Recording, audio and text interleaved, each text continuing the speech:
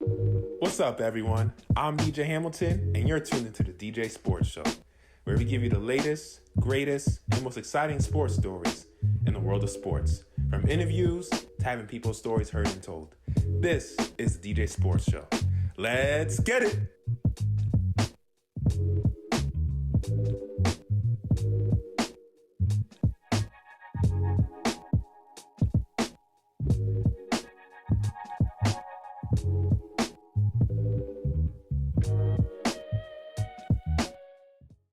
Good afternoon, everyone. It's your host, DJ Hamilton on DJ Sports Show.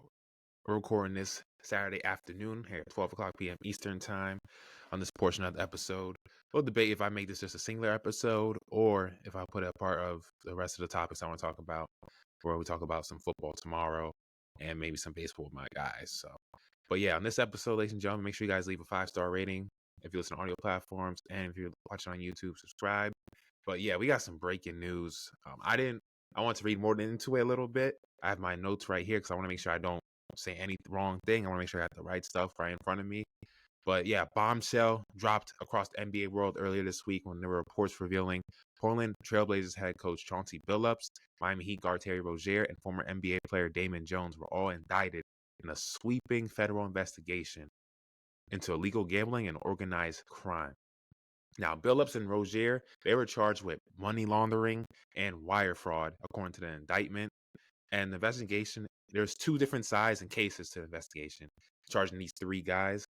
One case is on the insider betting on NBA games. That's more on the Rozier side. We're going to get into what happened there. And then the other involves rigged high-stakes poker games that allegedly backed by members of the Italian-American Mafia.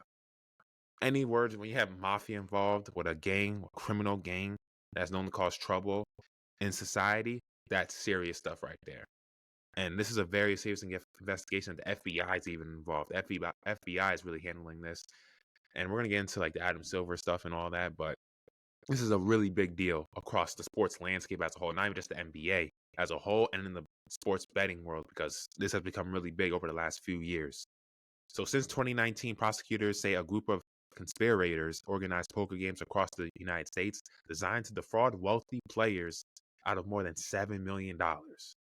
These games were reportedly supported by four of New York's most infamous crime families of the Italian Mafia, known as La Cosa Nostra, and their groups include the Gambino, the Luches, the Genovese, and Bonanno. And hopefully I said those names right. So both operations allegedly involved Jones' participation. In the NBA betting case, he was accused of selling insider information to co-conspirators, while in the poker scene, he served as one of the face cards, quote unquote, and using his NBA background to get insider information on players who were injured, such as, for reference, I was reading some of the reports on ESPN, and one game I think was February 9th, 2023, and he was trying to ask LeBron if the Lakers, like if he was going to play that night because he was a game time decision, so he can go to the people and tell them, oh, LeBron ain't playing tonight, so they can get their money. You know, you can't be doing stuff like that. That's illegal. That allows you to lure victims into rigged games. And meanwhile, there were two other men mentioned on the ESPN blog I was reading just to gather some information. Eric Ernest and Shane Hennon, they're accused of betting on NBA games using non-public information and participating in the cheating teams that rigged poker matches. Hennon also allegedly supplied some of the technology used to manipulate those games. Now, Billups and Jones allegedly were called the face cards, so quote unquote, and they helped run the poker games equipped with high-tech tools such as X-ray tables that marked cards visible through special glasses. I don't know, maybe they're thinking of those high lab special glasses you see scientists put on when they're working on a lab or a scientific experiment or something, or when, probably glasses you see when people put on just to hide if they're high or something. They probably have some crazy glasses, because what the heck? Who the hell is wearing glasses just to see through the damn table for a poker game? Because if you know X-rays, anyone knows X-rays, you can see through the human body. You see what's wrong with the human body. So they're using these X-ray tables or glasses, quote unquote, whatever they're using, to see the cards, to give their favor in their hand, to give them the upper hand and take money from whoever they're playing against, and basically cheating. That's so wrong on so many levels. And on the Rozier side, his alleged involvement came on the basketball side, not the poker side. So prosecutors were claiming he shared insider information and deliberately took himself out or faked an injury back on a March 23rd, 2023 game when he was with the Hornets. When they were playing the New Orleans Pelicans. And he logged just 9 minutes that game. He had 5 points, 4 rebounds, 3 assists, and 2 assists, excuse me. And it was to him to bet, people to bet the under on him, that he was going to hit all his unders. And his childhood friend of his, De Niro Laster was his name. And when I read the report, collected the proceeds from the scheme in Philadelphia, and he brought it where they counted it together, and they sold the information to two bettors for about $100,000, according to the ESPN report, according to the indictment. His attorney, Jim Trusty of the Eye for Law, has denied the accusations, saying his client is not a gambler and looks forward to winning this fight. And I know Chauncey Billups, his lawyer as well, he's fighting against allegations and looking to protect his reputation. Because remember, Chauncey Billups is a Hall of Fame player. If this is all true about you, Chauncey Billups, this is going to hurt your reputation and legacy for a long time. And we don't know if they'll, take him out the Hall of Fame if this were true, but that would be a bad look and black mark and a stain on your legacy, especially when you're known as one of the clutchest players in the league. And this affects the league in so many ways. We're going to get into it, but this kind of reminds us back into the mid-2000s when the league was going through that whole Tim Donaghy situation. David Stern, as former commissioner of the NBA, he was harsh. He played no games. He was very rigid. He was different from Adam Silver, who's more cordial and amiable with the players and owners. Stern, he did not give a damn. When the Malice in the Palace happened, you know what he did? He suspended a lot of the players in that Malice in the Palace brawl between the Pistons and Pacers back in 2004, and he also fined the hell out of players. He wasn't playing no games. And that Pacers team was very talented. We had Reggie Miller on that team. You had Steven Jackson. You had Ron Artest, now known as Metta World Peace. You had Jermaine O'Neal. You hear all those guys speak over the years on podcasts and all that. They thought they could win the championship that year if that Malice in the Palace didn't happen. That's how talented that Pacers team was. And they got off to a great start. And they were playing the defending champions at that time in the Detroit Pistons. This is a very big investigation and a big bombshell. And not just basketball and the NBA, but also the world of sports. And Stern also had to handle that Tim Donaghy situation when he was basically cheating games, such as the Game 6 of 2002 Western Conference Finals against the Kings and the Lakers, when he was basically cheating the game and winning money for the mafia or whatever he was working with at that time. And yes, Stern came during that time, was trying to protect the image of the NBA. And as a league, you're trying to uphold the integrity of your league. You don't want fans to start wondering, man, these games are rigged. Like, what's going on here?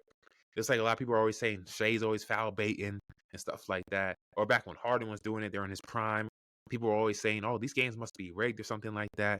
There's something got to be going on. And then when you see stuff like this come out, fans are starting to wonder, is this a league we can trust? Do we know this game's being called fair by the referees and stuff like that, or the insider stuff that's coming out now? Because remember, Adam Silver, man, there's a lot of pressure on him because if you wait too long, fans are going to be questioning you as a leader and the integrity of the game. And if you come too quick, you want to know you got the right information, though. You want to know you have everything you need. That way you still have a good relationship with the owners and the players. So I know he's dealt with stuff very fluidly before in the past, such as removing Robert Sarver of the Suns from ownership of the Phoenix Suns back a few years ago, earlier this decade. He had a lot of racism and stuff, Robert Sarver, and then he had to deal with the Donald Sterling situation when he first got into the NBA position as commissioner in 2014, and he handled that very well. But this is probably even bigger than those, and that's saying a lot. And then you have the Kawhi Leonard situation with the Clippers, which is not as grand of a scale as this with FBI and mafias, but you had that potential cap circumvention with the Clippers basically cheated their way to sign Kawhi Leonard. And yeah, Silver has a lot on his plate right now as commissioner. I can't even imagine the stress he's going through on a daily basis to resolve these situations. And there's still going to be so much information coming out because there's 34 people who got arrested, who were indicted on these charges. And there might be more that come out over time. And this situation kind of connects a little bit to the Jonte Porter situation, which is connected with this. When Jonte Porter was expelled by the NBA for life due to this type of situation. Betting on the under and doing it on purpose to shave points and potentially cost his team wins for betting allegations, illegal betting. And he's banned from the NBA for life. And he pleaded guilty on the charges in July 2024. I remember, and the NBA is the first league as well to legalize betting, which they did back in 2014, which was a few years, I think 4 years before it really became like well-renowned and legalized betting on a regular basis throughout the United States country for most part and most sports. So this is a very serious investigation, allegation, and bombshell that dropped across the world of sports. I don't know. We'll see how the NBA proceeds with this. This is a defining moment for the league and Adam Silver's tenure as commissioner of the NBA. Because whatever he comes down with on this front, it's going to have repercussions across not just the NBA, but all sports. This is a message he needs to send right here. I don't know what you guys think, but I think he needs to send a message. I know he's known as a cordial, nice guy, but he needs to come down harsh.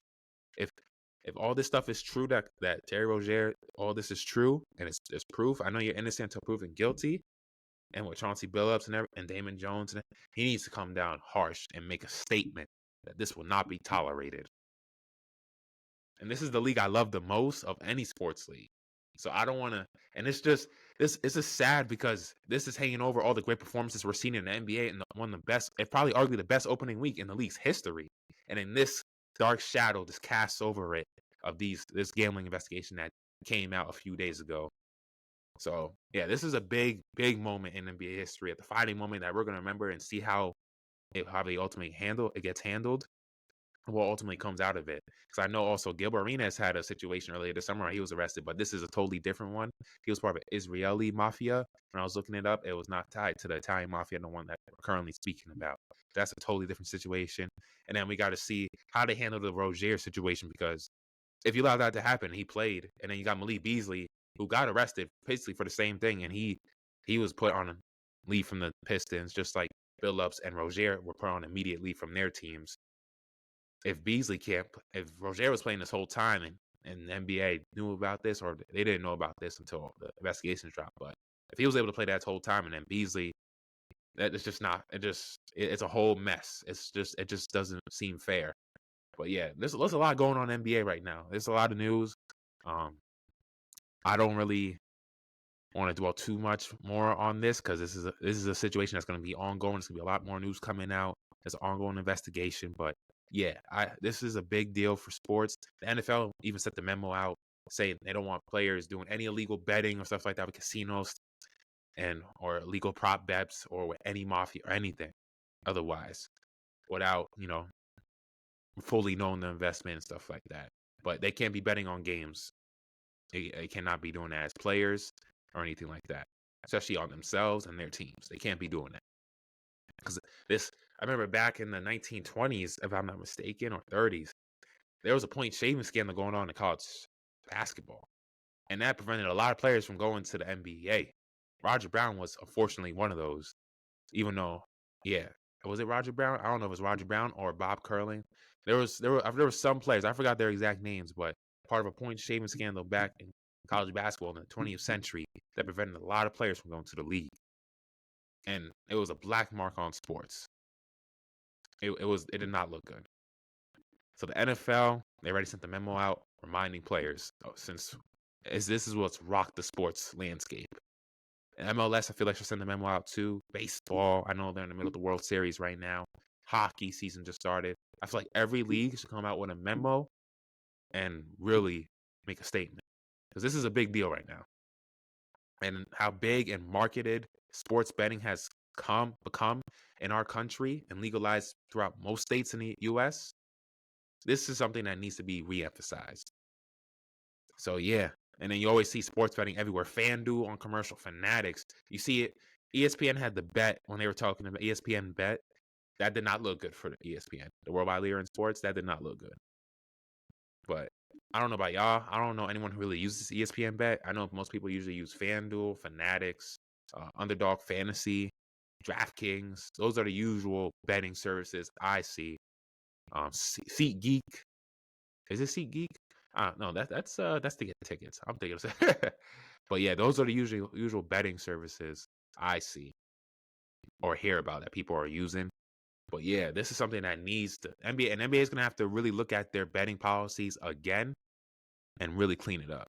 Because they probably thought they had it down pat, but now they're gonna have to get back to the drawing board, clean up some things, so that way something like this doesn't happen again. Because it really, like I said earlier, it's just cast a dark shadow on the integrity of the NBA. You're a $1 billion entity. You need to be trustworthy to your consumer and your customers and know we're watching a credible product. Especially for someone as me, like a fan, and all the other millions of fans across the world. We got to know we're watching a credible product and that this is not being rigged in any form of imagination. And that goes for all sports. So yeah, that's my little spiel on this NBA gambling investigation. I know there will be more to come out over time, but it does not look good for Rozier because he already had to give up his house and suspend his passport. John Billups, he had to give up his passport already. It does not look good. It does not look good for them. So, yeah, we'll see what comes out of this as time goes on and the updates that come out. But yeah, I just want to talk about that portion before we get into the rest of the topics on this episode. But yeah, going further, we're going to talk some NFL and some MLB. Stay tuned. So yes, ladies and gentlemen, we're now here with my guys, Jeffrey Robinson and Nicholas Mullick. We're going to talk some football. We're recording this Sunday night. The second segment of this episode. First segment was yesterday. I was recording an NBA gambling investigation. How are we doing, fellas? It's been 2 weeks. Been 2 weeks? Man, I missed you guys since like hour one. Nick, I think you missed me every single day. Right away. No wasting time. Right away. Jeffrey's like, oh, this guy. How we doing? No, I'm trying to be nice. I'm being honest with you. I missed you guys. Hey, feelings mutual, man. I miss the energy. How are you doing, Jeffrey? No, good. Just chilling, working, same old stuff. Yeah, he was walking his dog before the show, man. He was getting that dog exercise. Yeah, 2 whole miles. 2 whole miles? Damn. Not bad. Soon, that's like be ready for a 10,000 feet or something. Yeah. Damn. Oh, you don't want me to. You'll be ready for a marathon soon. Bro, I would not make the first checkpoint of a marathon. I would not make the first checkpoint. The only way that I could get through a marathon is if you held me at gunpoint. Then maybe I might get through it. Other than that, I don't know. Probably not. Oh, man. Nah, this is funny. But yeah, we're going to get into some football in this episode, ladies and gentlemen. We're going to talk football first and then some World Series. First, we want to talk about the Philadelphia Eagles and New York Giants, two teams who are rivals of each other in the same division. Eagles, they lost to the Giants just 2 weeks ago. I think it was the last time we all were here gathered together. They lost to them in week 6, 34-17. But the Eagles came back. They won this game 38-20. Saquon Barkley was way more dominant in this game. 150 yards rushing, 14 carries, and a touchdown in this game. And it was their run game that really was the difference in this game. They had, rushing yards, 276 yards. Last time they played the Giants 2 weeks ago, they had 73 rushing yards. That was the big difference in this game. And I just want to say, man, I'm giving prayers up for Cam Scatterboo. Oh my God, brutal. Yeah. He injured himself in this game. His ankle was the opposite way. Like, that's how bad the injury was. That was disgusting to watch. At first I didn't see when it first happened, and then I had to see it on Twitter, and I said, "Oh my goodness, this is," because I've seen some gruesome injuries in my times watching sports throughout my life. From Kevin Ware, Louisville in 2013, when his leg snapped. Oh man, I remember that. Paul George in 2014. Injuries on the list. Yeah. Alex Smith's injury in that. Paul George. Another one. You're not a pro wrestling guy. Hayabusa broke his neck doing a moonsault. That was another one. He landed on his forehead. That was one of the worst injuries I've ever seen. But what I saw of Scadaboo was just, that dude was like the heart and soul of that team in the future. Who knows if he'll even be the same player after that? Because it's hard to come back from those type of injuries. It really is. And man, it's just real. Giants can't catch a break. They lose Malik Neighbors due to torn ACL. Scadaboo has his issue. You can't make it up for that team. and injuries are really killing them on offense. And to be honest, Jackson Dart, like I felt bad for him too. The way he reacted, he was like crying, screaming. Yeah. You could tell they're very close. No, 100%. Very both rookies close. coming in, they're both killing, and they're both giving the Giants like life in their season. They give the organization and the fans hope for the future because they both been doing really well. Yeah. And Scatterbull, he was really starting to grow on fans because early on in the season, people were kind of like, I don't know about him. They didn't know, but lately he's been really proving his value for this team, and it just sucks to see it get unfortunately ended by an injury like this. You know who hasn't proven themselves that they'll be here next year? Brian Daboll. Oh my God, his coach. I would not be shocked if he's gone after this. He got fined what? It was what, $200,000, right? Was it? Was $200,000? Yeah, fined 200 or 200. Yeah, around there. Scatterbull, I think, got fined. The Giants organization got fined. Like, yeah, when Dart had his concussion, whatever the whole saga was. But I still think Daboll's on the hot seat. Look, I'm not gonna criticize the rookie for not knowing better, Scatterbull, because he probably doesn't know the protocol and the rules. He's just a rookie. But I expect the coach to know better. Brian Daboll, you're supposed to be the leader of men. You shouldn't be going in the tent when you have a game to be coaching. You got guys on the sideline. You got to make sure you see what's going on in the field and what's going on in the game. You can't be going back in the. I know you want to get Dart, and he's the franchise savior basically for your whole entire organization and the crowd and team they revere around him. But you got a team right here when you're playing in front of your opposition. Who were they playing that? It was what? It was the Eagles, right? That 2 weeks ago, right? I believe it was. Yeah, it was that game. I believe it was. Yeah, it was that game. You can't be doing that as a coach. You're supposed to be the leader of men. You want to know why he's doing that though? You know why he's doing it, right? 2 words. He's desperate. Because I think he knows if this team doesn't win or shows signs of promise, he's fired. Yeah. So the fines, the organization was fined $200,000. Daboll was fined $100,000. Okay. And Cam Scatterbull was fined $15,000. And I know it was for violating whatever rule that the NFL has, but I think if you watch the video, I think it is absolutely absurd to fine Brian Daboll $100,000 for going into the tent for like 3 seconds and then stepping out. He wasn't even doing anything. He was just trying to figure out what was going on in how the player, how Jackson Dart was doing. That's literally all he was trying to do. But just probably asking a question. And $100,000. Some of these fines are just absolutely absurd. And some of the, like, I get it if it's a gruesome, unsportsmanlike conduct. If you're fighting with a guy, if you're spitting on a guy, like we saw at the beginning of the year, like, sure. But people would just get fined an absurd amount of money for some really ridiculous stuff in the NFL, and I think it's so stupid. I wonder how much the Ravens are going to get fined for the whole Lamar Jackson injury report fiasco. And apparently, from what I've been told or what I've seen, they could lose a draft pick because of that. Yeah, I saw that. But yeah, I agree with you. Some of these fines, it's not just the amount of the fines, like money-wise, I find a little ridiculous. It's just how they're fined, like the specific play.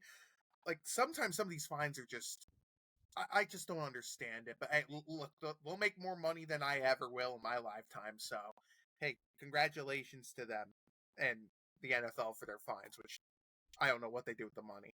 But, yeah, you know, I again, it just shows that Daboll's desperate. Because he knows if this team doesn't show promise or anything that he's fired. I honestly, I think the ship has sailed, like, especially after that Broncos game where, like, why does Shane Bones, like, the defensive coordinator of the Giants, why is he still employed?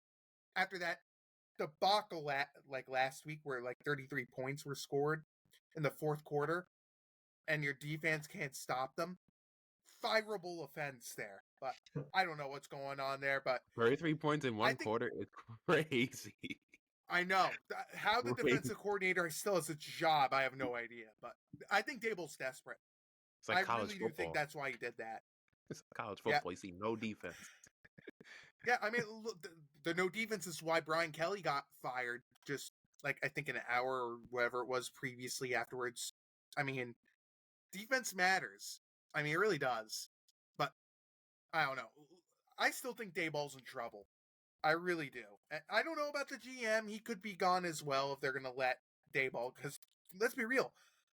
Like, Shane, even though he really looks like they have something in Dart, and they hit on Scadaboo. I don't know what Scadaboo's going to look like next year now with this injury, but a lot of the picks he's really made have been busts. I mean, Evan Neal, Jalen Hyatt stinks. Theo Johnson can't catch. I don't know what happened to him. Like, so many picks he's made has not worked. And look, I don't know what they do from here. I really don't. And to be honest, the pass rush was awful. Like, Kayvon Thibodeau, what happened to him? I mean, he's been, like, he had a few tackles, but he's done jack. But, yeah, this Giants team's, like, they have a hard schedule. So I don't know what they're going to do here, but. Yeah, even their number 3 overall pick, Abdul Carter, has done literally nothing this year. So I think he's hurt. I think he's playing hurt. Yeah, he has to, because I've never seen him have no impact. Yeah, I've never seen him have no impact. But on the Eagles side, this is a good sign, even though they were out with A.J. Brown, who was out with a hamstring. You have a team that we've seen them really start to get in the passing game over the last few weeks, but now they I feel like they're starting to integrate the run game, starting to feed the ball to Saquon more. Saquon actually hurt his groin, I think, in the third quarter after that 28-yard rush, but he opened that game up right out the first possession, 65-yard touchdown, slithering through that gap in the hole against the Giants defense. I'm like, this is the Saquon we saw last year. I'm like, this is the Saquon we saw last year. And that's a good sign for the Eagles fans. How about this Tank Bigsby, who they traded for, and he's done nothing. He finally showed up and actually played well in this game, and I think he had like 104 rushing yards, if I remember correctly. Like, he actually did pretty well. Receiving wise, Jahan Dotson, he finally caught a touchdown. Jalen Hurts, like, even though he doesn't show like the passing yards, he only had like 179 passing yards. He showcases like his stats in the touchdowns. 4 touchdowns, and the Giants' defense is not good, and their secondary is abysmal. And another thing I forgot to mention: why is Deontay Banks still employed? That dude can't cover. He stinks.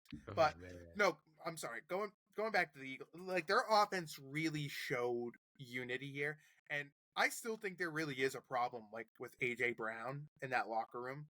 I don't know what's going to happen. I don't think he's getting traded, because if they did, the contract would be a pain in the neck to deal with, unless they get blown away with an offer. But I still think that there's real trouble there. But I like what I saw. Good for them. They needed this win badly. The Eagles needed this badly, and I'm glad they got it. And can we talk about that controversial call in the second quarter? 4th and 1. Oh, Hurts. Yeah, me and Nick were talking about it on the text, but Hurts lost the ball. They were doing the tush push that they always do. They weren't even near the goal line. He reaches across the line, because I know you can do it at the goal line. That's allowed in the rules. According to the rules, you do that at the goal line when you're going into the red zone for touchdown. But when you're not. You have to actually get through to the first down. And he was stripped of the ball. That should have been a fumble right there. The Giants should have had possession. And Nick made a funny joke. Are they part of the Mafia Betting Association? Are they part of the? Are they? Yeah. That was crazy. Part of the? Are they part of the Cosa Nostra, like, betting scandal in the NBA? Like, oh my! And it's not just that. There's plenty of other calls in this game that I was like, what is going on here? Like, I remember in the third quarter too, when he basically threw a touchdown to Darius Slayton, and they basically called offensive interference.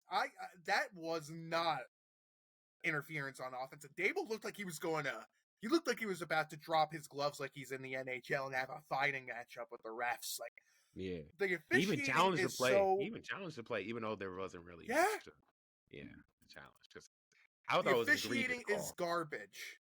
Yeah, oh, heinous ref ball. And again, NFL, get a Skyrim judge. Why does the UFL have it? Like, we knew it worked in the Alliance of America football. Why not have a Skyrim judge? I just don't understand.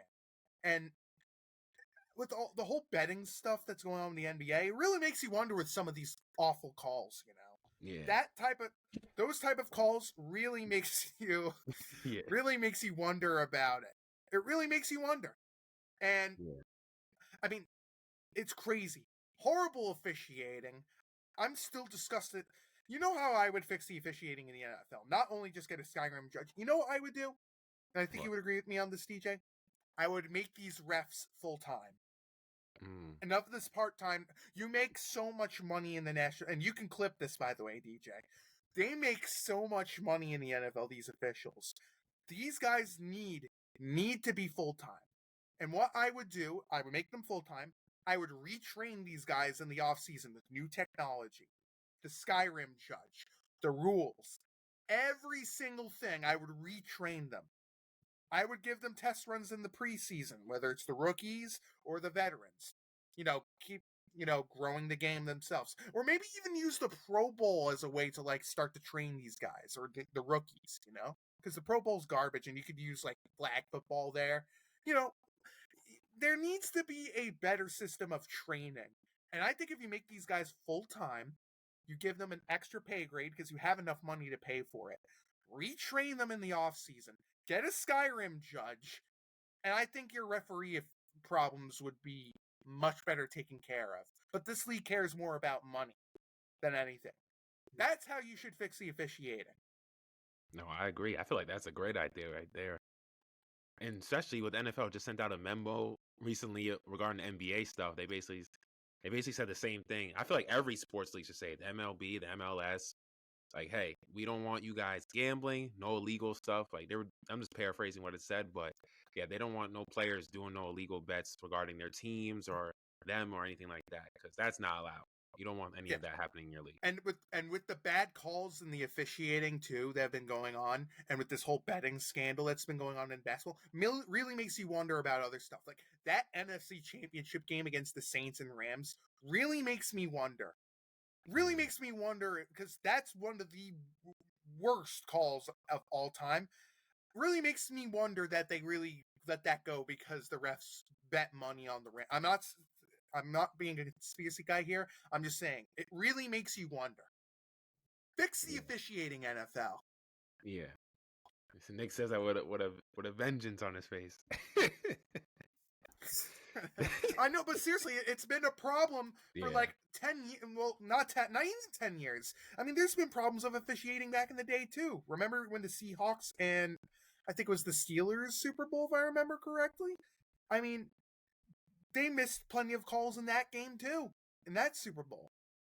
I mean, it's been going on for decades, and they refuse to fix it. Make these guys full-time, please, and conquer the issue. Don't ignore it. Preaching. He's preaching over here. All right, the next game, you guys want to talk about the Broncos and Cowboys that just ended not too long ago? Oh, my God. What a destruction. Sucks. Their defense. And I know Dallas was so bad. A lot of guys, though, because they had a decimated defensive secondary. A lot of guys out with injuries, and Trayvon Diggs out, too. So... But seeing this, but they were fine in the first quarter. They were fine in the first quarter until Denver started throwing the two. In the first drive, I think it was Bo Nix threw an interception, and ever since that happened, it went downhill from there. 44 points, and this is a team that hasn't even been known for their offense. Yep. This has to be the most points they scored all year. Do.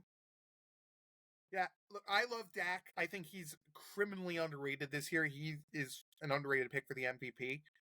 But he was horrible today. Some of the throws he was making, my goodness gracious. Yeah, picked off twice. It was really, really bad. And Pickens and Lamb, I think they both got 7 receptions in this game. They did something, but my God, Javonte Williams did get the rushing touchdowns, but they did a whole lot of nothing on offense. Oh, it was so bad. And this defense, they are awful. And it's no wonder why they tried getting Max Crosby from the Raiders. They got no pass rush. You got nothing. And can I interest you in what were you going to say, Nick? And another thing, too, the secondary's got problems as well, but I just Matt Eberflus, I don't know what he's doing there to scheme this defense. It's not working. It's not. Yeah, it's not. So the Broncos scored 27 points in the second half. That's as many points as they scored in the first half alone. Then how many other games where they scored less than 25? What?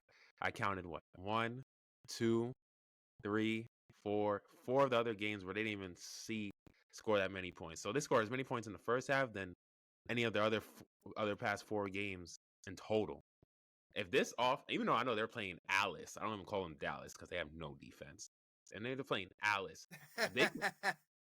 If they could do this against a legitimate defense, if I could see them do this against a team that has a good defense, Bo Nix looked amazing today, even though he had that one pick, but 4 touchdowns, looked very comfortable. Dallas has no pressure on the front line. If they could look like this against a real defense, this is a team that could really make noise in the playoffs. If they could play like this, I want to see them do it against more legitimate defense because I'm not going to really get too excited if you putting up these type of points against Alice. You know what I'm saying? I want to see you do this against a team like the Browns, something like that, defensively. Yeah, and it's not just Denver that they did this with. I mean, Green Bay. Like, if Dallas has a good defense, they would have won that game because Green Bay was basically trying to gift wrap Jerry a win. I mean, I'm going through their schedule right now of the games. I mean, they let 44 points with Marcus. Was it Mariota at quarterback when he was replaced and injured, if I remember correctly? I think it was Jaden Daniels. I think it was either the game Daniels got back and Mariota played a little bit. Like, he threw 44 there. Bryce Young threw 27 points. The offense scored 27. The Jets, you had the Jets score 22, even though that was in garbage time. The Packers, I mentioned earlier. The Giants with Russell Wilson as the quarterback. And it's just that this defense is awful. Their defense sucks. But, man, I gotta say, I'm jealous with Dallas. They have the best kicker in the league, and they're wasting him. They are wasting Brandon Aubrey this year. They're wasting him and Dak Prescott's probably best season of his career. Yeah. It's just... I mean, what's crazy too is Joe Milton in garbage time played better than Dak in this entire game. Yeah, I don't know. And look at the Broncos. No, are you saying, Jeffrey? Sorry, go ahead. No, you go. I didn't have nothing to say. Looking at the Broncos' schedule, I mean, they have a really easy schedule coming up. They're already 6-2. They lost by 1 point to the Colts in week 2, lost by 3 points to the Chargers in week 3. And moving forward, they got the Texans next week. The Raiders, of course, are terrible. The Chiefs, I don't know if you guys saw, I was so mad about this. A couple weeks ago when the Chiefs were 3-3, they won their 3rd game to improve to 3-3. Sports Illustrated ranked them as their number 1 team in all of the NFL at 3-3. And then, of course, the Chiefs won last week. Wait, hold up. To 4. I'm a Chiefs fan. Stop it. I'm a Chiefs fan. Yeah. Stop it. No, we're not number 1. Oh, no. That's some biased stuff right Colts, there. Oh, I know. The Colts were 5-1. The Bucks at the time were 5-1. There were a whole bunch of teams that were 4-2 that I personally put above the Chiefs. But anyway, that's besides the point. They were, of course, number 1 again last week in those power rankings by this non-biased man. And so they got back to the point. Texans, Raiders, Chiefs, Commanders, Raiders. I mean, they have a very mediocre schedule over the next few weeks. Of course, the Chiefs are pretty good. It's not going to get tough until the back half when you got Packers, Jags, Chiefs, and Chargers. So the Broncos honestly have a chance to clinch a playoff spot if they win 3 of the next 4 games. And they only they could lose out the last 4 against those good teams, which so far this year they haven't won really against good teams. They beat the Eagles by 4, but I mean the first half of their schedule is so soft. I mean they beat the Titans, the Bengals without Joe Burrow, the Jets they only beat by 2, the Giants they only beat by 1.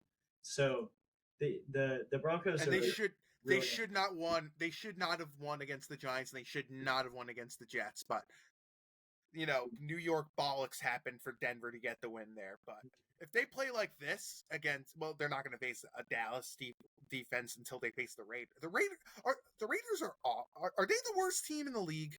Yeah, definitely. them or it's either them, the Titans, or the Jets. Yo, when I was watching Red Zone, the Raiders are... I was watching Red Zone. I was taking a break from the what's it called, Cowboys game. I think I was watching, and then I go right to Red Zone. I see Jonathan Taylor just get an 80-yard touchdown, and then the camera goes to Cam Ward on the sideline, and he just looks stressed out of his mind. I'm like, oh God. Well, he has Mike McCoy as his head coach. Dude, he has Mike McCoy as his head coach. Like, Mike McCoy, is Mike McCoy really an upgrade? Then again, he kind of is an upgrade because he actually knows the rules of the game. Ryan Callahan did not know a single inch of the rules there. It doesn't shock me he got fired. But my question is this. It's more about are the Colts legit? Or is it that their schedule's easy? I've been telling you. But I'm looking at their schedule. Man. Like their schedule's easy though. Like they face the Dolphins are terrible. The Broncos, the Titans, the Rams, the Raiders, the Cardinals, the Chargers, and the Titans. They only face legit maybe 2 or 3 good teams. Yeah. I'm trying to look at their schedule right now. The thing is, they've beat those good teams too, because they beat the Chargers by 2 scores. They beat the Broncos and the Cardinals. Of course, we always talk about how mediocre they are. I think they're gonna have a really big test against the Steelers next week, which I don't know why that's not a prime time. No, that's not a test. The Steelers are not a good football team. I'm interested in their right now. Dude, on a side note, those Steelers uniforms, throw them in the incinerator. Oh my God, they're awful. Oh, they're playing right now. Oh my God, they look like they really look like if you go to like the kitchen or something and you're trying to make like the Green Bay Packer cheese. They look like those cheese shredders. Like that's or like that's how bad they look. They look like the Parmesan shredders. Looks like the Parmesan little shallots I used this weekend to make my little $1 million spaghetti. A little stir it up in the Alfredo sauce. That's what it looked like. Oh my God. Yo. But no, I don't believe in this. Oh no, going back to the Colts. I'm looking at I'm going back to the Colts. I'm looking at their schedule. Here's who they got to face. The Chiefs are going to be a good test. November 23rd. The Chiefs are a good test. The Seahawks are going to be a good test too. The Jaguars, the Seahawks, the 49ers, the Jags, and the Texans. They have a really easy... Like, the hard matchups they have are, in my opinion, are the Chiefs. And Seahawks. The Seahawks. And maybe the Texans in Week 18. The Niners ain't going to be an easy... even though they're always banged up, but it's like, they're always like a hard out. I just never seen a team get injured so much, and they're still good. Just don't get it. It's crazy. But... Like I kind of like what I'm seeing with the Colts, but they have an easy schedule. But dude, how much money is Daniel Jones gonna get? Like at the end of the year, he's gonna get paid so much money, and the Colts have no choice. They don't have a top pick to use on a quarterback. Anthony Richardson stinks, and he's on IR. They're probably gonna cut him after this season or trade him. I don't know. Like they gotta pay Daniel Jones now. Yeah, they have to. He's gonna go from Danny Dimes to Danny Dimes. That's what he's about to go to. No, DJ. He went from Danny Dimes to Indiana Jones. Oh yeah. How many times I got to teach you this lesson, old man? That's gonna be his other nickname. That's gonna be his other nickname, Danny Dollars. Oh, so he about to get to be honest, buddy. But to be honest, let's be real. Jonathan Taylor is the best running back in football by a country mile. It's not even close. Can I interest you on another? So damn good. Can I interest you on a stat? I took a picture when they showed it on the screen. So the most rushing touchdowns in the first 75 career games. He is fourth. He's tied fourth all time with Earl Campbell now. Only guys with more: LaDainian Tomlinson with 71, Emmitt Smith with 69, Adrian Peterson with 66 in NFL history. What a list! Crazy. What a list! Crazy. That's crazy. He's a great player. I remember when he really is a great player. And he was great right away. Yeah, I agree.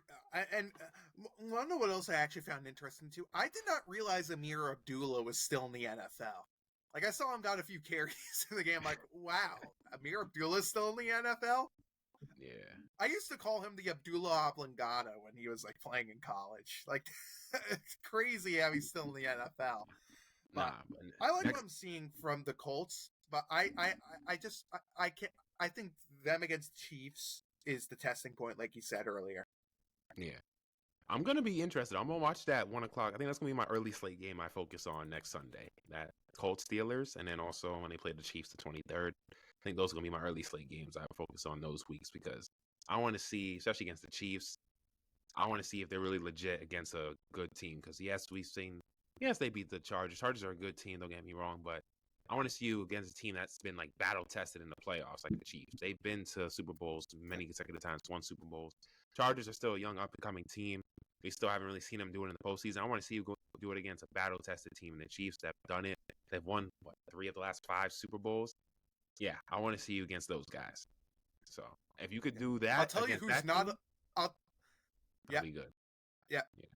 I'll tell you who's not a legit football team and are a bunch of frauds. The Chicago Bears. That team's a fraudulent team. They lost to the freaking Ravens without Lamar Jackson and all their injuries. That's crazy. Yeah.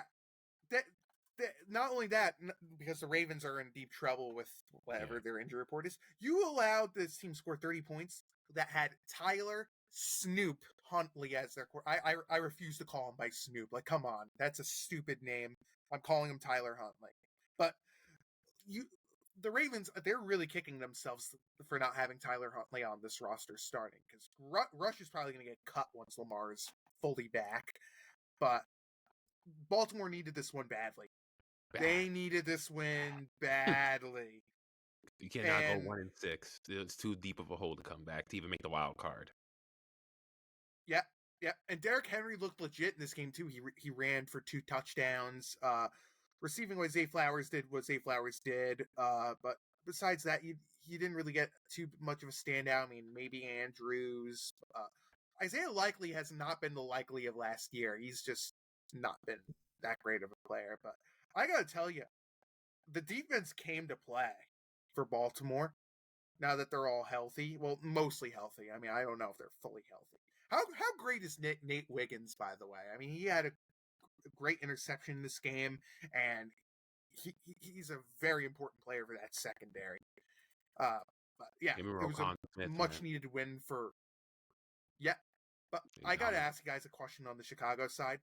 Are we sure Caleb Williams is a franchise quarterback? Because I really don't know about him sometimes. Like, he shows you he could be something if he's coached right, but he's inconsistent. I don't know if he's hot and cold. I don't know.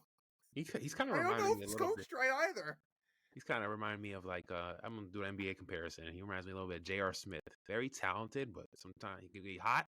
He give you 40 points in the game, and in some games he'll give you 4-15 shooting, give you like 12 points.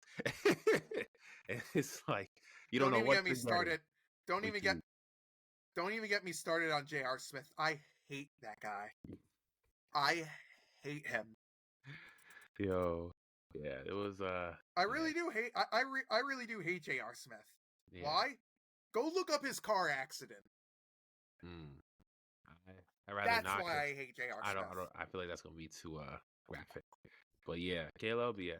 Trust me. If you're watching this right now, go look up J.R. Smith's car crash. You will hate the man. Wow. Damn. That's some deep stuff right there. But yeah. Super deep. Yeah, but yeah, Caleb, man, he's only in his second year. I like to give people at least like the 3 years in NFL, just like NBA, at least 3-4 years. He's still young, still needs some time. I know he's still inconsistent, but he's shown flashes of brilliance. They still have a running record. They're still 4-3. So they still have time. Like they're still a long way to go in this season. It's one game. I know he had that interception, but yeah, they're still over 500. Oh, that was bad. That was a bad pick thrown by him. And they're still there. Yeah, that was that was a really bad pick thrown by Caleb Williams. And I gotta tell you, what was Ryan Poles thinking, by the way, taking Colston Loveland over Tyler Warren? I don't understand why he took Loveland. He has not looked great. I mean, I'm going to give him a few years because he is a rookie. But man, are they kicking themselves that they didn't take Tyler Warren.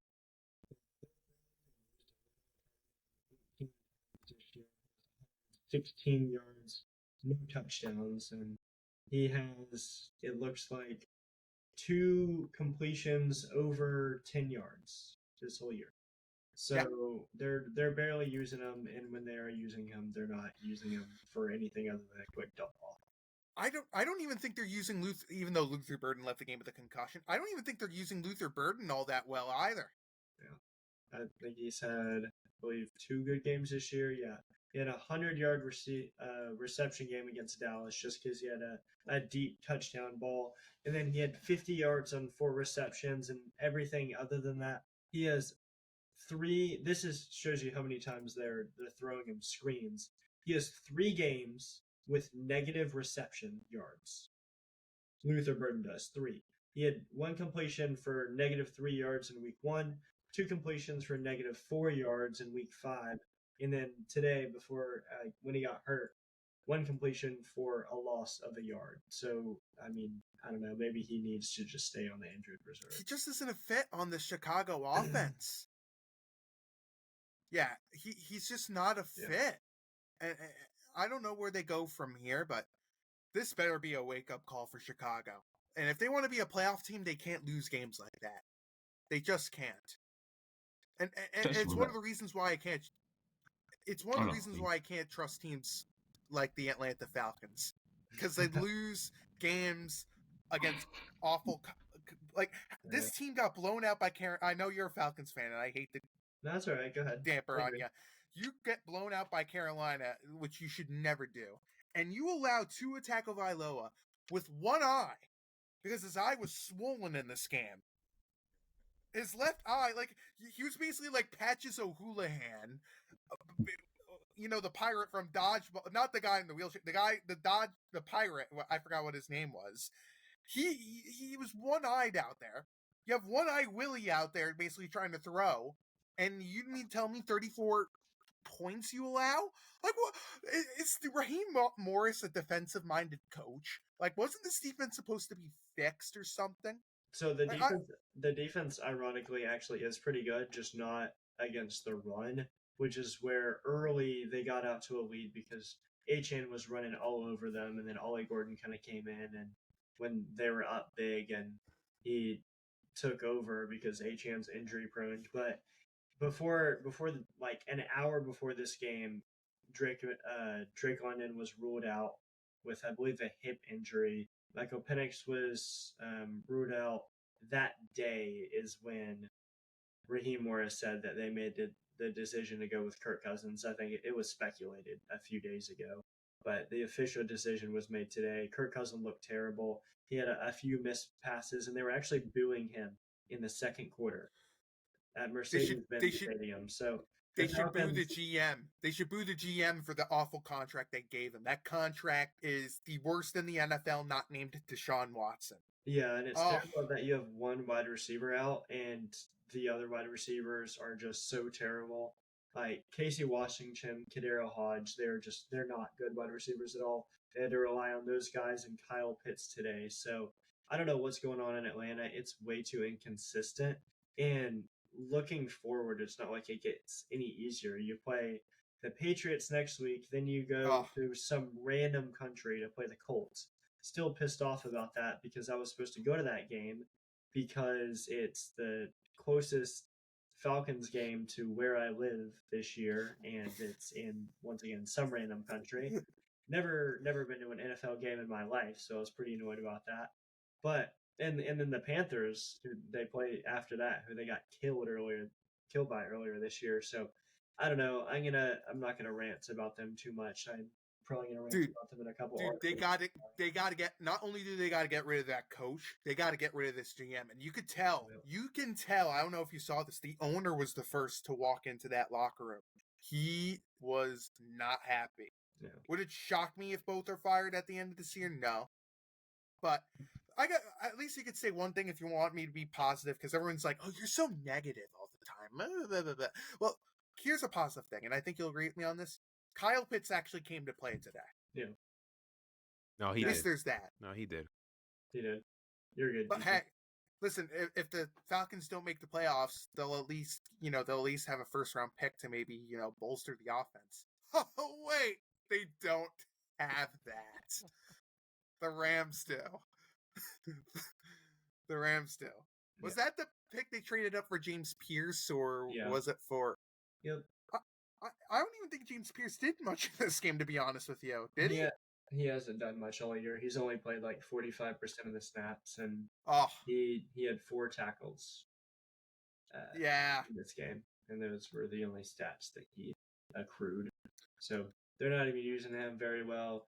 We actually have a lineman, Zach Harrison. He's been playing really, really well so far this year. It doesn't look like he did anything today at all. So what I'm saying doesn't matter. But he's leading the team in sacks. We only had 1 sack today from D. Alford, but the Falcons are middle of the pack in sacks this year. Ironically, it has nothing to do with the 2 first-round picks that they spent to try to. Oh my God! The defense. They've been bad this year. So we can move on to a different team. Yeah. I'm sorry. I hate to throw your team under the bus. You want to talk about your Jets, Nicholas? Breece Hall, man. Big time today. Big time. He had, 3 touchdowns in a quarter, I think, if I'm not mistaken? Yeah, and a passing touchdown, too. That was all in the fourth quarter. This guy went berserk to lead you guys to that 1-point victory. You want to talk about that? Because I know you watch your Jets. Yeah, listen, I'm begging you, Jets. I don't care what anyone says. They need to sign Breece Hall. I don't care what it takes. You have plenty of cap space. People are like, oh, you shouldn't pay a running back. Well, why not? Breece Hall is one of the more competent players on this offense. They had no Garrett Wilson. Josh Reynolds, who was their second string receiver, he's out for he got placed on IR. I'm gonna shout out 3 names on this offense that really came to play. Isaiah Davis. Everyone's gonna say, oh, but Breece Hall was amazing and all this, which is great. Isaiah Davis had a sneakily underrated game, 65 rushing yards. He had 5 receptions for 44 yards. I mean, he played so well in this game. And Tyler Johnson, who I completely forgot was on the roster, he actually caught a touchdown as well, 3 receptions, 64 yards. We may have something in the tight end, Mason Taylor. He did pretty well, but Justin Fields, man. People are saying, oh, they're so happy for Aaron Glenn. They're so happy for... No, I'm happy for Justin Fields. This man got thrown off the river, dug underneath the stadium. Like, he got thrown under the bus thanks to the incompetent owner basically going to the league meeting and basically saying, if we could complete some passes, maybe we could win some games. Oh, yeah, good idea. And then this is what boggles my mind about Woody Johnson. And Justin Fields admit this. He basically said, oh, I have no relationship with the owner. I texted Jeffrey this. He knows my response. So you need to tell me, this owner signed a $40 million check to the quarterback, and you don't even have a relationship with him. What? And then this owner goes on. He's like, I'm not a good owner in terms of winning, but I'm a good owner in everything that I do here. Really? Then why did you get the F grade in the NFLPA Players Association grades? Why did you get an F if you're this great owner? Sell the team, Woody. But going back to this Jets game, I'm sorry, I had to get my Woody Johnson stuff out. I'm proud of Justin Fields for the way he played. Yeah, and I said previously he cannot play anymore with quarterback. Games like that, I'm glad he proved me wrong on. I will take the L for saying that. He deserves to be the starting quarterback for until he continues to struggle the way he did. The defense actually looked I mean, you didn't have Ahmad Sauce Gardner on the field, and they actually played. What were the Titans thinking treating Jarvis Brownlee? He's actually played really well at corner. Quincy Williams, he actually is arguably one of the best players on defense. He was really good. I mean, there was a lot of things I liked that they did defensively. I mean, I even though I was a big Azrae Thomas fan, he needs some work. I mean, he's had a few bad spots in this game, but I like what I saw from this Jets team. I am proud that they won here. I really am. And people are like, oh, you should tank the season. You should lose. You should secure your first overall pick. No, I want to win. I don't want to sit here and watch 17 straight games of losses. I want to win football games. And even if they secure the first overall pick, I don't trust this franchise to draft right. I don't. I mean, the amount of busts they've taken. Zach Wilson. So many busts. Jay Samaro, Darren Lee. I mean, Ken O'Brien. Johnny Lamb Jones. Blair Thomas. Vernon Golston. I mean, so many scrubs that they've taken. I don't trust this franchise to draft well. I'll take the win here. And I'm glad this franchise played to their hearts. I'm glad they won. And let me say one other thing, Cincinnati. Fire Zach Taylor tomorrow. And I told everybody so as well during the AFC North video that we recorded, DJ, that this team is awful. The Bengals have a horrendous defense. And they lost their best. Why was Trey Hendrickson playing? He was limping getting onto the field. Oh, man. He could barely walk. Man. Like, what are they doing? And here's another thing that boggles my mind about the Bengals. You need a field goal. You have, I think, one timeout left. Why on a 2nd and 10, on your 35, I think it was, would you run up the middle? With 45 seconds left.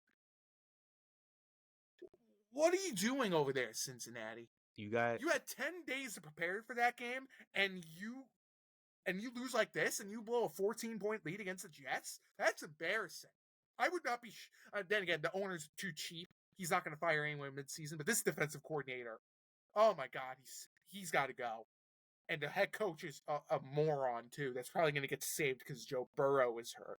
Yeah. The Bengals are going to be known as the team that let the Jets win the first game, probably only game of the season.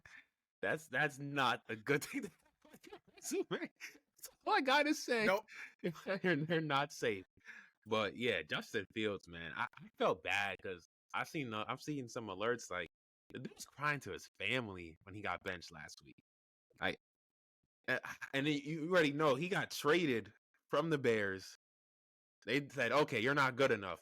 We don't think you're the franchise quarterback. Shoo away. We don't Caleb Williams. And you go to he was the Steelers before that, right? We got the Steelers. Yeah, he got traded to the Steelers for a 6th round pick, and then he got benched, even though they were at 4-2. But I think Mike Tomlin knew that Russell Wilson, or he probably promised Russell Wilson that he would be the starter. But yeah, listen, I'm not the biggest Justin Fields guy. I said, I think it was the last episode we were together, if I remember correctly, that I never want to see Justin Fields start again. With games like that, prove me wrong. Listen, he's never going to watch this, but Justin, keep proving me wrong. Yeah. Keep playing like this. I'll take this over what we saw. Like, these are the type of games we need to see with Justin Fields. I mean, it's clear he's not going to be the full time. They're going to take a quarterback with this 1st round pick. They have to. But games like that, I'm proud of him for it. And he even said as well, like, he was crying in the closet as well, or something like that. Like, he was and I blame Woody Johnson for this. He needs to shut up, go do something else, and stay out of football operations. And one other thing I gotta say too, R.I.P. to Nick Mangold. Yeah, I knew he was dealing with. He was in very poor health with his kidney issues. Reading that he passed away really broke me because I loved Mangold as a kid. He was one of my favorite Jets, and 41 is just too young to die. Yeah, too young. Rest in peace. 41 is too young to die. Sending condolences to his family, man. That was tough to see that news earlier today. But regarding Justin Fields, just like you go from Chicago, you drafted there, you're high draft pick 2021. They say you're not good enough. They want a different quarterback, franchise quarterback, ends up being Caleb Williams. And then you get traded to the Steelers. You do good, but then the team benches you because they want to have a veteran quarterback with a veteran coach, and they think they can get farther with him. And then you get traded to the New York Jets. Or no, he didn't get traded to New York Jets. He signed with them. No, right? He signed with them. Signed with them. And then basically you play for them now. They're not even winning, and then you get benched. So basically everywhere you've been told you're not good enough. That has to have a toll on you mentally, especially any athlete at any level. That's gonna have a toll on anybody, especially when you put in the work in and stuff. Everything you're doing, you feel like you're doing everything right, but yet you're getting told everywhere you've been you're not good enough, and then that could really ruin an athlete's confidence. And I'm a former athlete. Yep. I played sports. I know it's like when you're not playing well. If you're already beating yourself up already when you're not playing well. Then you have others. I can't imagine at the pro level. You have millions of people watching you every single game. And all these people on social media now. With social media now, you've seen all these different tweets. Oh, he's terrible. Game off the team. Or probably even threats he probably has gotten. Like, oh, you suck. I'm coming for you. Oh, God. Yeah, I can't imagine what he's gone through. So, Justin it's Fields, not just continue to him, play too. like this and do your thing, man. Yeah. It's not just him, too. So, like, some of the, messages he probably, like, athletes get sometimes are insane. And if you send a threat, I don't care who you are a piece of work. Yeah. And speaking of which, can I just say this, Jeffrey? I think you're right. Arian Smith stinks. I told you. I seen him play. Like, the fact that Tyler Johnson is getting more snaps than you, and Isaiah like, I can't with Arian Smith anymore. I know he's going to get another chance next year to prove himself, but the fact that you haven't stepped up to the plate and you didn't even look that great, you only had like one reception for like I think it was 23 yards. Like, Arian Smith is not good. So I will agree with you on that. But I gotta ask you, do you think the Bengals will fire Zach Taylor? No. He'll get the Joe Burrow pass. He'll get the Joe Burrow pass, just like you said. He should be. He's not. He should. Honestly, I think Zach Taylor. If it, you know me, I've called this since day one. He's not a good coach. He's not. Now, if Burrow was playing and this was happening, he would have been gone already. No question. No question. And this Bengals defense is so bad, and with Hendrickson, who he should not have played this game. I don't know who's thought it was a good idea to have him play. He should not have played. This defense is horrible. Oh my God. Do y'all think that Joe Flacco likes Jamar Chase?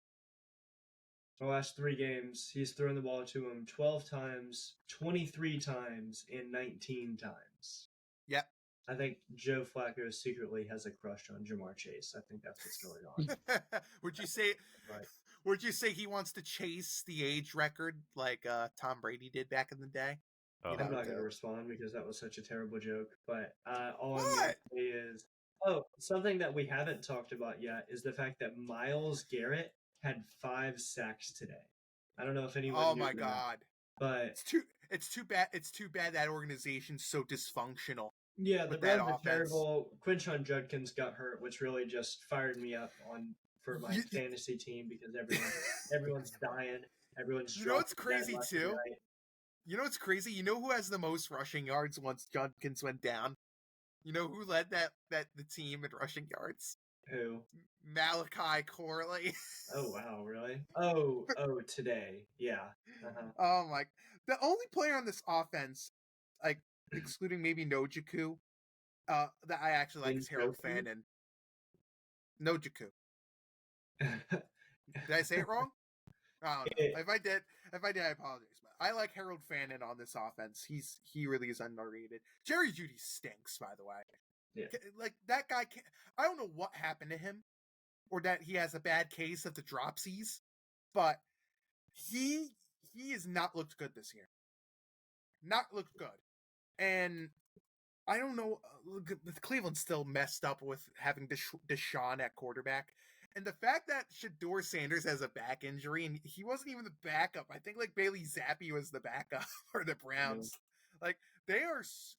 I don't know what they do here. Do you think Stefanski's on the hot seat? I think it would be a mistake if they fired Stefanski. I think he's probably the best coach the Browns have ever had. You know, like, and if it was me, Andrew Berry would have gotten the boot a long time ago, the GM. But if you saw that press conference with Stefanski, it's like he's begging to want to get fired from that team. I feel so bad for him. And I don't feel bad for Myles Garrett because if he wanted to win, he would have left this offseason. Like he posted, like, I'm leaving the Browns, and they signed a multi-year deal. So I don't feel bad for Myles Garrett. Sorry, you took the money. Yeah. Yeah, he wanted to get paid. He wanted to get that money, man. I thought he was going. I said, once he gets, if they give him a big bag, he ain't leaving. Even though he said he want to leave, he ain't leaving. The money always talks, man. Yeah, always talks. Any other football? Any more football? I mean, before we want to get into a little baseball World Series. I mean, we could go through some of the other teams. I gotta say this as well because I did watch a little Saints Buccaneers matchup. I mean, Saints are terrible. They actually benched Rattler for Tyler Shuck. He might be worse than he might be worse than.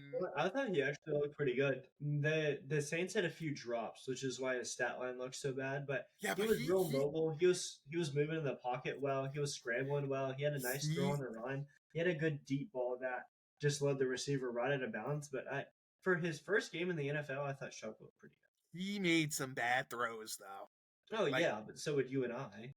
Yeah. No, but he made like really bad throws. I and to be honest, I kind of feel for Rattler. I don't think Rattler's the problem as the quarterback. Rattler's terrible. Rattler's awful. Look. He is terrible, but he's not. He is a problem, but You're he's not Rattler optimist? the problem. No, I'm not a Rattler optimist. I'm saying he's a problem, but not the problem. Keyword the. But yeah, Saints suck. Like I said, DJ, Saints suck. And I gotta tell you, is another thing too. I'm going through all the games here because I want to make brief mentions. We didn't talk about the Bills. Panthers are terrible too. They got destroyed by the Bills. Yeah, mollywops. Yeah, I mean Canales is. I mean, I get it's the Bills, but like, and Andy Dalton, he just doesn't have it anymore. He just doesn't. We didn't talk Niners Texans that much. Before we do that, like the Texans, quick shout out to Josh Allen, 70 rushing touchdowns for a quarterback. I think he joined Cam Newton for most ever for a quarterback in NFL history. I think that's 70 rushing. I think touchdowns. So. Yeah. Yeah, because I saw that in the graphic. I think it was 70 rushing touchdowns. Does Lamar Jackson have that record, or because I saw Cam Newton's name? They said. I think Cam Newton has the record. Yeah, 70 rushing. I could be wrong. If you could fact check me, that would be great. But I'm pretty sure it was Cam Newton. Yeah, but going back to the Niners Texans. I mean, look, the Texans did look good, but the Niners have so many injuries. It's just like I really don't know about the Houston Texans. I really don't know about that team. Like they got problems. We didn't talk much about the Chargers-Vikings game. I mean, that was a very good game for the Chargers, but man, I don't know about this Vikings squad. I mean, they have to be starting J.J. McCarthy soon, right? Yeah, he's starting next week. They have to, and like Aaron Jones didn't like he was coming back. He was definitely a little rusty. But there's still so many issues with this Viking squad, and that was a much needed win for the Chargers. Who, by the way, despite how great the Chargers looked, like Quentin Johnson did a whole lot of nothing in that game. Like he was like I thought he was in the witness protection program or something. Like he did a whole lot of nothing. Yeah. And I gotta say too, this Gatson kid, I can't say his first name really well. Orden, I forgot. I don't know how to say his name well. Like the 5th round rookie they took, he actually looked pretty good. And if you have him in fantasy, like we're in a dynasty league, pick him up. Yeah. What else did we have? Did I miss a game that we didn't talk about? Bucks, Giants, Browns. I think we talked about all the games. Oh, okay. So I'm looking at it right now. So yeah, Josh Allen passes Cam Newton to NFL record for most games with passing and rushing touchdowns. I think so combined rushing regular season and postseason, he has 76 rushing touchdowns. Wow, that's pretty amazing, Josh Allen. Just want to say that. Second ever QB with 70 career rushing touchdowns. Wow. That's actually really amazing. That is crazy. He's really good. Really good football player. Would you say he's the best quarterback in the NFL right now? Yeah, it's him. It's clearly him. I don't even think it's a question. It's Lamar's hurt. I mean, this season it's Daniel Jones or it's either Daniel Jones or Josh Allen for this season. but man, he is a great football player. Jeffrey's raising his hand. Dak. I know you said Dak is underrated this year. He's playing really well this year. That is true. I wouldn't say he's number one, but the reason why I'm raising my hand is because switching over to baseball. Yep. I think Yoshinobu Yamamoto is a really good pitcher. And I would love if he actually, you know what? No, he's terrible. They should trade him, honestly, probably to the Reds. I don't know why he's even on the team.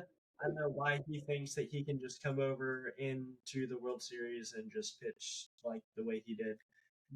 Yoshinobu Yamamoto is such a good pitcher. And it's so funny to me because last year, I remember his debut in Mexico or whatever. Oh, they were bashing him. They're like, you gave him the most money for a pitcher ever to this guy?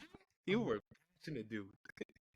Yeah, everyone was so mad. And this year he has a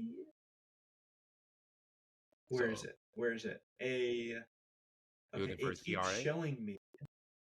Yeah, thank you. I am looking for his ERA. Last year he was hurt, but he had a 3 even ERA in his rookie year. This year he had a 2.49 ERA, and then in a postseason he has back-to-back complete games, 1 run in each game. He barely even threw over 100 pitches too. He threw 105 yesterday. I think he threw 108 or something in his first complete game. So it just blows my mind how good this guy is. And then I saw a video of him cleaning up trash after everyone left the dugout yesterday after his start. So this guy's obviously just an elite. What a great guy. Yeah, exactly. It's also a culture. It's also a culture thing too, because I know in Japan, they always clean up in the locker room and they always make things nice and neatly. Like they always before they leave. I know it, but I love Yamamoto. I really wish he got the call up to the Yankees, but hey, I'm fine with him going to the Dodgers. No, I'm serious. You guys biased to the Dodgers. What do you mean bias this is showing? He stinks. He can come to the Reds, yeah. And you said the Yankees. Well, I don't know why he would want to go to the Reds. I mean, that's kind of a demotion. You know, you know what I mean, Jeffrey? That's AA right there. No, single A is the Colorado Rockies. Double A is you guys. That's what I just said. No. Triple A is I'm the trying Yankees? to add on to it. So Triple A is the Yankees? Triple A is the what's the minor league team for the Yankees? That's not the Triple A. No, the Triple A is probably well, the Mets is probably on the list. I mean, I'm trying to think who else. The Cubs. Right. I'll go with the Cubs there. Okay. So now that this bit is over, we can talk. All right, I'm sorry. That was terrible. That was terrible. I had some notes I wanted to say on the World Series. So game one, we saw the Blue Jays. That game one was dominant, 11-4. They showed why they were the best hitting team all season, the regular season, and they have been in the postseason. It was an efficient rout against the defending champion Dodgers. They had a 9-run 6th inning, and I looked it up on StatHead. They were just the third team in World Series history to record 9 or more runs in an inning, joining the '68 Detroit Tigers and 1929 Philadelphia Athletics. So both those teams went on to win the World Series, though. We'll see what happens with the Blue Jays if they do that. And then we saw what Yamamoto did. I mean, retiring the final 20 batters, he became just the 4th pitcher in postseason history to do so. He joins Don Larson in 1956, Grover Cleveland in 1926, and Dutch Leonard in 1915 to lead the Dodgers to a 5-1 victory to tie the series. And now they get home field advantage. And you know that Dodgers crowd is going to be crazy. And then also more on it. Let's give credit to the other pitcher, too, Kevin Gausman. He was incredible, too, until he finally got that little, Will Smith hit that go-ahead home run to give him the lead. Listen. And then Max Muncy came back and said, I got you, buddy. Yeah. I got your back. Yep. It's another one like for I you. Like I said with Kevin Gausman, he should have kept his wife's name out of his freaking mouth. And that's the punishment right there. He didn't keep Will Smith's wife's name out of his mouth, and as punishment, resulted in a home run. Okay, I'll stop now. And then Will Smith actually did. He looked amazing too. I mean, this Dodgers team is stacked. I mean, they do have so many deferred contracts. Like, I've lost track how many deferred contracts they have. Highest payroll in the league. It's so worth it. Yeah. It's so worth it. And people complain. Here's something I don't understand with the fans. People complaining, oh, the Dodgers are basically, it's so unfair that they're doing these deferred contracts. It's so unfair. Well, here's the thing. Spend more. Have all these other teams spend more. Stop complaining to the Dodgers. Complain about the other teams that refuse to spend. Yeah. And then also on Yamamoto, I also want to mention he's the first Dodger pitcher since Orel Hershiser in 1988 to throw a World Series complete game, and the first pitcher to throw a consecutive complete game since Curt Schilling in 2001. Oof. He became the first player to throw 2 complete games in a single postseason since Madison Bumgarner in 2014. And then this was the first time we've ever seen World Series history. Both starting pitchers had retired 17 or more batters in a row. So him and Gostin were going strike for strike. These two were going at it. It was incredible to watch. And I know you guys are big baseball fans. You guys probably were like, man, this is just incredible baseball. Probably like seeing an elite one-on-one basketball player, one elite defender, one great offensive player, just going at each other, just trying to see who best one another. Yeah, incredible. Yeah. It really is, and I gotta tell you too. Like, look, Shohei Ohtani is so damn good. He is honestly, in my opinion, I think he's the best player in baseball, not named Aaron Judge. But I give that's biasness there. You're not getting away with that, buddy. Not named Aaron Judge. What? No, he is Aaron Judge. Let's go. No, I said with bias. No, I did not hear the word bias. I just heard not named Aaron Judge. Did you hear it too? Yes, not named Aaron. I said not named Aaron Judge, but that comes with bias. Oh, okay. That's what I said. I didn't hear that. I don't know. Did you hear that, Jeffrey? Because I didn't hear that. As the unbiased third party who sees both of these great players that will get paid billions and billions of dollars over their careers and never for a second even consider the fact that, wow, this Cincinnati Reds fan would love to have one or both of them on his team. Shohei Ohtani is by far the best baseball player in my lifetime, for sure. Yeah.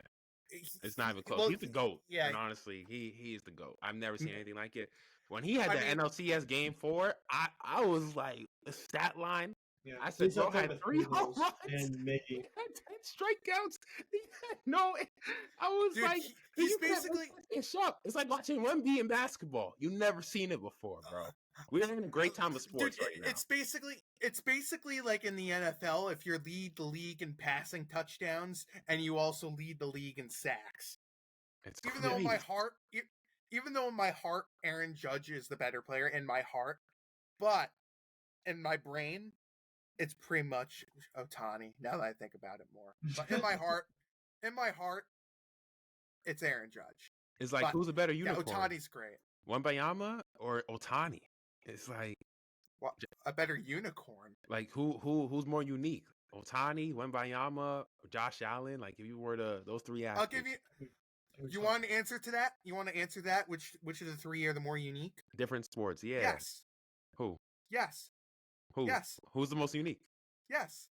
I'm gonna say what? I'm gonna go all Wemby. 3 of those. I'm going Wemby. I agree with you. I think Wemby is the most unique. I will agree with you on that. I don't know if Jeffrey knows who that is because he doesn't watch basketball, but. Oh, I know who Wemby is. I don't care what you do in basketball. There's no way that you can possibly No, I'm being serious. There was no way in any sport you can possibly be as unique as Shohei Ohtani, who would strike out Aaron Judge and then go put on his batting gloves. He won't even step in the dugout. He'll go put on his batting gloves and hit a home run off Garrett Cole 5 seconds later. There is not a single human being on this earth that can do what Shohei Ohtani does. And there is no way that you can transfer it to any other sport unless, like you said, you have Myles Garrett, who leads the league in sacks, but then also throws for the most passing touchdowns in the NFL that year.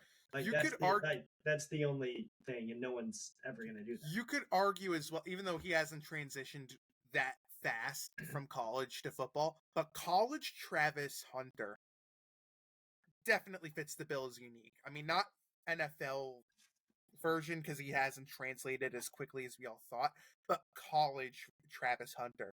But also you have to think about how similar being a wide receiver and a cornerback really is. It is the same type of thing. You're running the routes as the wide receiver. You just don't know what routes the person is running when you're the cornerback. Quarterback might be the hardest position in the NFL, but it's the same movements, it's the same workouts, it's the same type of thing. Pitching is 100% completely different. It's a different action than hitting. And hitting is the hardest thing to do in sports. Hitting 100-mile-an-hour baseball that is spinning and curving, and maybe it's going to hit your head. It is the hardest thing in sports. Oh my God! Don't even remind me of when baseballs hit players' heads. Yeah. Oh, that terrifies lever. We didn't even give Josh Allen no love. A guy who could run the football just as well as throwing the football. Like you don't really. We gotta give Taysom Hill some love back in the day. I mean, that dude was another. Stop. He's nowhere near these level. These guys. I know. I know. I'm just saying. If we gotta throw some love with Taysom Hill. He played special teams. He played like linebacker, like Lamar Jackson's snaps in this conversation. Tight end. Lamar Jackson's in there too. That dude is ridiculous. Yeah. Oh yeah. And you could even argue back in the day, George Blanda. I think he played like quarterback and kicker at one point. If like back in the day, like players would play two positions just to save a roster spot. You could argue George Blanda. I think. One day we should probably do an episode like just the most unique athletes of all time, like our 5 most unique athletes. Oh! I got another unique athlete. You guys will agree with me on, Bo Jackson. Oh yeah, he was. Oh my gosh, yeah. Dude played like 3 different. Might be the best athlete of all time. Yeah, he played. If he never had that hip injury, he'd probably be in the NFL Hall of Fame. Yeah, he was incredible. Football, baseball. This guy was good at everything he touched. I'm like. This is like Ohtani. He's great at everything he touches. So well, I mean, he's great. He's great to have his interpreter take to be the fall guy for his betting. No Ohtani slander on here. No. Ohtani, I'm only kidding. I'm only kidding. This is just a joke. This is just a joke. Nah, Ohtani, listen. I'm only joking here, but I'm only joking. Let's appreciate greatness. Ohtani's great. Yeah. I am appreciating greatness. I mean, I'm appreciating him. I'm just joking about his interpreter like stealing money and using it for the old Rose news, Betting man. Association. That's over a year ago now. They cleaned that up. I will say, as we wrap up, I wish that we lived, and maybe we will in our lifetime. I really wish we lived in a time where we had someone playing in 2 different sports. Because I think that is absolutely absurd. Deion Sanders did that as well. He played for the Reds. He played for a couple of different teams. He played in the World Series. And of course, everyone knows about his NFL career. He wasn't the greatest baseball player by any means, but if you're playing multiple seasons in Major League Baseball, have a whole bunch of steals, making the World Series, then clearly you are doing something right. And I'm sure I want to be thankful for Ohtani because I don't think that will ever be something that we see again in our lifetime because that is a spectacle as it is. But I think a professional 2-sport athlete is just absolutely ridiculous. I mean, we almost got it with Russell Wilson. I know I think he got drafted by the Texas Rangers, if I remember correctly. Yeah, Kyler Murray did too. He got drafted top 10 by the Athletics. By the Athletics. I think wasn't Tom Brady also drafted in baseball? It would have been one of the really late rounds, but he barely even got drafted in football, so I don't even. I think Mahomes was Mahomes also drafted in baseball. I can't remember. Yeah, he was a pitcher. Yeah, he could. He had a lot of pitchers play quarterback. Yeah, makes sense. Hayden Hurst is another one who could have been, but Hayden Hurst was in a dark place when he was in baseball. I remembered an interview he did where he said he was in a dark place in his baseball. I think he was drafted by the Pirates, if I remember correctly, and then he transitioned into football. But that's probably why. And I feel like LeBron. I'm LeBron could have been a freakish football player, like young LeBron. No way. If you teach him routes, he played growing up, man. You bugging? He was a tank, 6'8", exploding. Come on, bro. Yeah. I mean, I don't know. I mean, maybe it's just because maybe it's just because I see him more as like a a basketball player. I don't know. I'll say never say never. It's one of the greater what ifs of all time. People if, said like, same thing with Shaq. Went. Like, what if Shaq played football? That would have been insane. Oh, he wouldn't have lasted long in football. He would he's not too have lasted tall. long in He's football. too tall. I would have gotten. Yeah, he wouldn't last. His knees would be knackered by like year 3 or something like that. Yeah, totally different sport. And I love Shaq too, by the way. I mean, he would have never done well in hockey. I mean, Zdeno Chara would have absolutely done well in basketball. Like Zdeno Chara was a hockey player who played for the Bruins. He was I think he was at least 7 foot tall. Like, that dude is, I've met him once. Like, he is a tall guy. I did not know hockey he would have played that tall. That's crazy. Oh my god, that's crazy. 7 feet in hockey is insane. Yeah, I'm gonna double check in Bing, but Zdeno Chara was a very, very anything 7 feet and you're not playing basketball 10. Is crazy. 6'10". He's 6'10".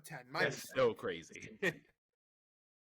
Well, Matt Rempe, who currently plays for the Rangers, he's 6'10" too.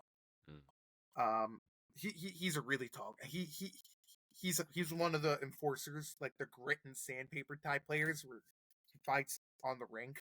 But yeah, I it's hard for someone that tall to play in the National Football League. Like, unless you're like Alejandro Villanueva, I can't remember remember another tall player that's like above 6'10" that played well in the National Football League. Yeah. But let's get ready to close up the show. But yeah, the Blue Jays and Dodgers play Game 3 tomorrow in LA. I think the Blue Jays, they need Vladimir Guerrero Jr. and Ernie Clement need to step it up. They've been the 2 best postseason hitters of their team, top 3 in the postseason this year. They had 0 runs and 0 RBIs in Game 2. Even if you don't score, at least get your teammates in position to score. You know what I'm saying? Get them to score. You guys are the best hitters on the team, especially in the postseason. And you guys have been the best hitting team overall in general. I was shocked to see them be at bat how many times they were and only score 1 run. And then one thing that's been a concern for them all season, though, for the Blue Jays is their pitching. They, despite their ranking and how great they were 10th in ERA this postseason, 19th in the regular season. The only really reliable pitcher is Gosner. All the other pitchers, especially starting or whatever, ERA is over 4. So that's been the one Achilles heel for this team. Especially when you're going against a hot team like the Dodgers with Ohtani hitting. Freddie Freeman is one of the best we've ever seen in the postseason. He comes in big moments. Mookie Betts hits timely hits. Will Smith, when he gets hot, is a clutch hitter. You need to be able to know that you can strike out some of these guys. Even if it's not striking out Ohtani, who has kind of struggled a little bit, but if you can strike out the Freddie Freemans, the Teoscar Hernandez, all those guys, you have a good chance. And if you can at least hit the ball as well, not as well as he did in Game 1, but at least somewhere in like that median range, you have a chance to beat this team. But it's not going to be easy. You need to be able to pitch the ball better, though. That's been the concern. Yeah, I agree with every word you said. I'm picking the Dodgers in the whole series to win it. Yeah, and the whole Dodgers series. in what, 6, 7, 5? Yes, and 6. 6. What about you, Jeffrey? In 6. Dodgers in 6. I think it'll go 7. I think it'll be the Dodgers, though. They've dominated. They have entering the World Series. They had 1 loss, and it was in the playoffs, and it was to the Phillies, who I picked to win the World Series. The Phillies are really good, not good enough. Jeffrey's so dejected. I remember he said he did not. He was so happy to see the Blue Jays win Game 1 when we texted. He did not want the Dodgers to win. I know Game 2, he was like, "Oh, great." Yeah. I was going into that game. I knew that it was going to be the Reds' last game of the year, and I watched that game with that mindset. Even though we came out to a 2-0 lead, I still watched that game with that mindset. Oh, guys, I'm watching the Packers game while we're doing this. These refs are horrible. They missed an offside penalty. I'm gonna send you guys the clip. It is egregious. So bad. Okay. Like, heinous. I'm gonna send you the clip. Hold on, I gotta find this. But yeah, if it's on social media. I have Dodgers. Oh my god, this play is bad. Yeah. But nah, I have Dodgers. I just sent it to you, DJ. Okay, I'll look at it after. But yeah, Dodgers in 6 for me. I think they beat the Blue Jays on the road in Toronto, playing the World Series. I think that's how it's going to go, just like they did in Game 2. I think that's how it's going to go. I don't think they want this to go to 7 because anything can happen in a Game 7. So, but yeah, that's going to do it for the show, ladies and gentlemen. We talked everything on this show. I did basketball for you guys earlier, talked some football, and we did some World Series talk. Hopefully, the visual version of this isn't messed up because I know my Riverside wants to mess up sometimes. Sometimes it's good, sometimes it's not. If not, then hey, I'll post this audio version, which is still good enough. I'm not going to stress over it. But yeah, it's been another great episode with my guys Nicholas Mullick and Jeffrey Robinson. Before we go, tell the people where they can find you guys. Are we going to do the thing we always do? Where we go back and forth on who's going to go first, but then I wind up going first. I'm silence is golden, Jeffrey. So DJ, why don't you go first? Yeah, how about that? Let's let the leader go first. Yeah, you guys are my guests. I have to get you guys off, and then I close out the show. That's why. Yeah, but you're the captain. Well, there's a difference here. We got to. If they're on the show, they should know where to find me. Yeah, I'm the host. Yeah. You guys know where to find me. DJ Sports Show, TikTok. That's all together. Follow me on Twitter, DJ Hamilton23, and on Instagram. And then if you're here watching on YouTube, follow me as well, DJ. And if you're listening, DJ Sports Show on YouTube. So subscribe, share. Anybody who loves sports, whatever you're listening to, or continue trying to grow the brand. And it's sport is free, so share anybody We're always trying to get better. And yeah, you guys. No, you first. No, I'm kidding. All right, I'll go first. That'll be nice. Yeah, you can find me on social media, Twitter, LinkedIn, Facebook. Just type in my name, Nicholas Mullick. You'll find me on there. I also write on Total Apex Sports. Yeah, that's it. Jeffrey, you know what to do. Jeffrey __ Robinson on Instagram. That's where you'll find all my stuff. I got all my links on there. Write about football, baseball, some Christian church stuff, which is fun. I actually had some wild interviews with some really nice people writing for Kentucky Today. No, I'm being serious. It's so wholesome and it's so good. I'm being serious. Y'all can laugh all you want. I enjoy it and it's a lot of fun. No, on a serious note, Jeffrey, that's all. It's just the way you said it that made me laugh. Yeah, I gotta check that out. Funny.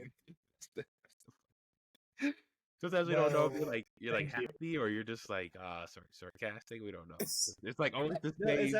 It's so good. I enjoy it. It's great. Dude, listen, Jeffrey, send me a few of your work. I would love to watch it. Yeah, Jeffrey's doing this thing, man. I'm not talking. Appreciate you, Jeffrey. Thank you. But yeah, ladies and gentlemen, that's gonna do it for the show. I'm your host, DJ Hamilton, DJ Sports Show, and we'll see y'all next week. Have a great week, everybody. Peace.